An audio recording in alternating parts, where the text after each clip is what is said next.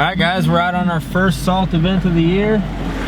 It is Monday afternoon and we're out here right now. I don't know if you can see out here, but everything's wet. It's been sprinkling, kind of sleeting on and off, and now it's starting to snow. So for our zero tolerance accounts, pretty much as soon as it gets wet, if it's anywhere close to 32, we are out and about. So we're heading out right now. That was our first one. That one's real quick. It's only 150 pounds. And then we will be doing 9 properties as of now for our first round. So we'll kind of play it by ear, see how that goes. We do have a couple that are 100% zero tolerance when it comes to snow too. So if we get any kind of accumulation on the ground, we will be plowing. But I don't see that happening. I just see it being salting, but looks like it may be drug out a little bit. So we may end up getting a couple salts out of these gas stations. We'll just have to play it by ear and see. So with that being said, let's get on to the next one.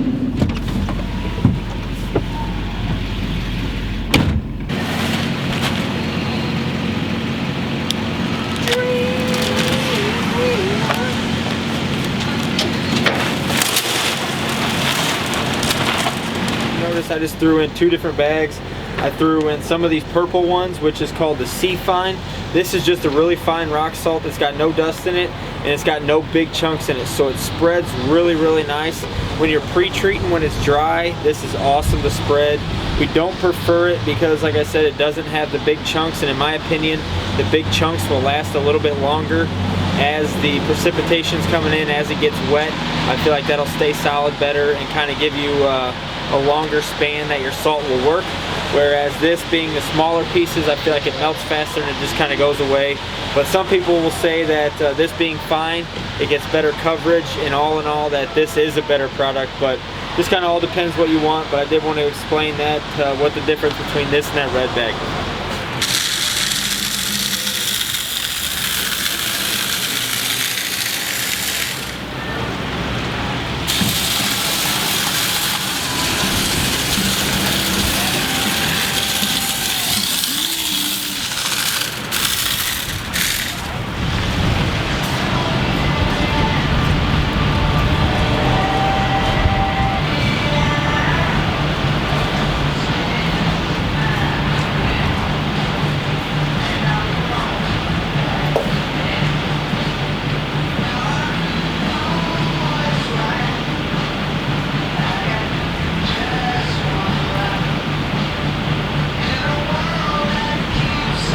Well guys, when it rains it pours. The salt spreader controller is malfunctioning. I'm not really sure what's going on with it, but it is not working, so I am having to hold the cables together. I'm holding the hot from the battery that goes into the controller to the hot that goes out of the controller.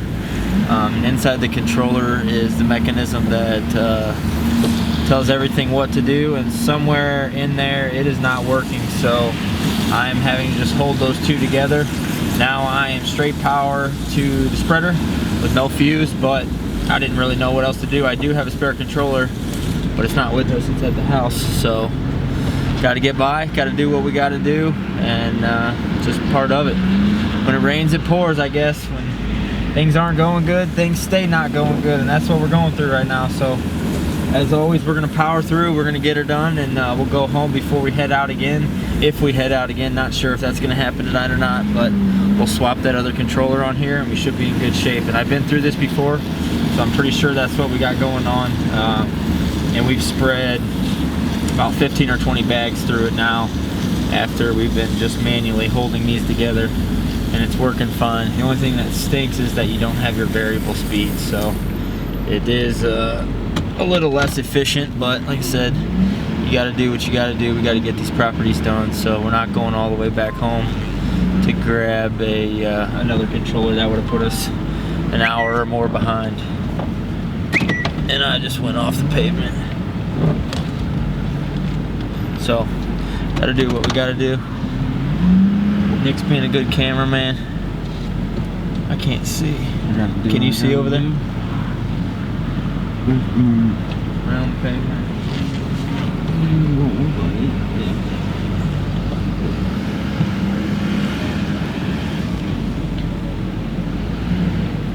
Backing up to a loading dock here. Be sure when you're salting, when you're snow plowing, hit the loading dock. Ooh, I just got shocked. Hit the loading docks good. Because, I don't, what the heck, that was not cool. Hit the loading docks good, guys, because the truckers will complain if they got icy conditions when they bring a load in. So that's for sure. Kind of like right in front of the door. Make sure you hit that area good.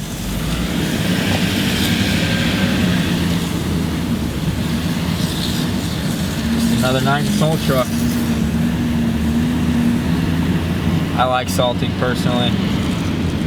I would rather salt than plow.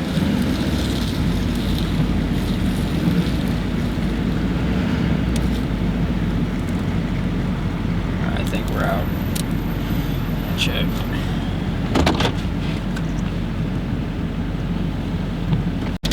Yep, so we're out, and that's another thing that I like about, or that's probably the main thing that I like about the small receiver spreaders, that we like about the small receiver spreaders, is that you put in the amount of weight that you know that property needs, and that's when you're done. And it always works out.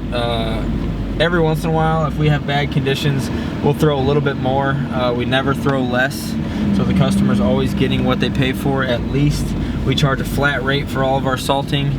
So it's not like we charge them more if we throw down another bag or two, but in my opinion, it's just cheap insurance.